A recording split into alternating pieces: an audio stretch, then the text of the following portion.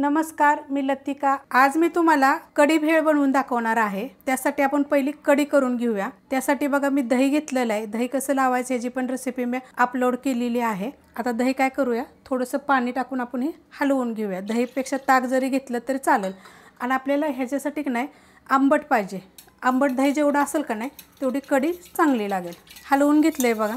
आंबट असलं का नाही की खायला पण म्हणजे तरी मस्त लागेल बघा। आता जेवढे तुम्हाला पाहिजे त्याप्रमाणे ह्याच्यामध्ये पाणी टाकायचं आणि त्यात टाकायचे आपल्याला एक अर्धा चमचा बेसन पीठ। जास्त जर केली ना कढी तर तुम्ही थोडंसं जास्त बेसन पीठ टाकलं तरी चालेल। आणि हे मिक्स करून घेऊया। मिक्स करून घेतलंय बघा मस्त असं। गाठी नाही झाल्या पाहिजे त्यासाठी मिक्स करायचं। कढई ठेवली गरम करायला आणि कढई गरम झालेली आहे त्यात आपण तेल टाकून घेऊया। एकदम थोडंसं तेल टाकायचे आणि गरम होऊन देऊया। तेल गरम झालेलं आहे त्याच्यामध्ये टाकायची छोटा एक चमचा मोहरी। मोहरी तडतडली की टाकायचं जिरं, थोडासा कढीपत्ता तुकडे करून घेतलेला आहे, हिंग पावडर, हिरवी मिरची आणि लसूण असं कुटून घेतलेला आहे।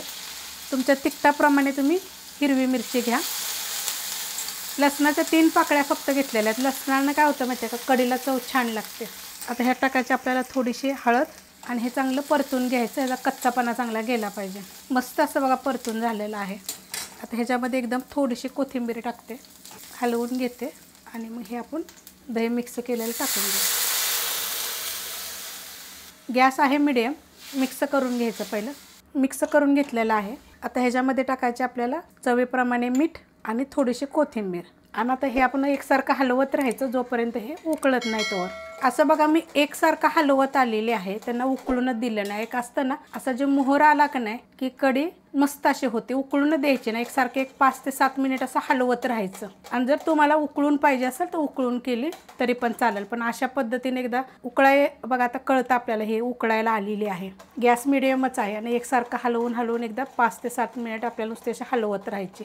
मग काय होतं माहिती आहे का, कढी फुटत नाही। खूप जण असे कमेंट करतात की आमची कढी फुटते वगैरे, तर असं हलवलं की नाही की कढी कधी फुटत नाही, कारण त्यामध्ये आपण बेसन पीठ टाकलेलं असतं ना। मस्त बघा अशी कढई झालेली आहे, झणझणीत एकदम आणि चवीला एकदम एक नंबर होते। तर आता मी गॅस बंद करते आणि आता आपण बनवायला घेऊया। प्लेट घेतलेली आहे त्याच्यामध्ये आपण हे कुरमुरे टाकून घेऊया। ह्याला आम्ही चिरमुरे पण म्हणतो। 2 ते 3 मुठी टाकायच्या। त्याच्यावर असं मिक्स फरसाण टाकायचा, जो तुमच्याकडे असेल तो, जो भेळला लागतो तो टाकायचा। ह्याच्यात बघा अजून माझ्याकडे हा एक मक्याचा फरसाण आहे, सगळं मिक्स आहे, बुंदी वगैरे असं सगळं आहे ह्याच्यामध्ये, तो टाकायचा। त्याच्यावर टाकायचा कांदा, त्याच्यावर टाकायची थोडीशी मिरची पावडर। तुम्ही ह्याच्या जागी हिरवी मिरची पण टाकली थोडीशी तर चालेल, पण आपण कढीमध्ये हिरवी मिरची घातलेली ही लक्षात ठेवायचं आणि नंतरच टाकायची, कारण की हिरवी मिरची टाकूच नका, आपण कढी मस्त केलेली आहे। ह्याच्यावरनं टाकले थोडंसं मीठ, एकदम थोडंसं मीठ टाकलेलं आहे आणि त्याच्यावर टाकायची थोडीशी कोथिंबीर आणि त्याच्यावर टाकायची आपल्याला कढी जी आपण आता बनवून घेतलेली। ही जी कढी भेळ आहे ना एकदा करून बघा, एकदम मस्त अशी चविष्ट अशी लागते ना। खूप वेळा आम्ही अशा गोष्टी काय करून खातो आणि नंतर मी तुम्हाला दाखवते। तर अशा पद्धतीने बघा कढी भेळ भेटते।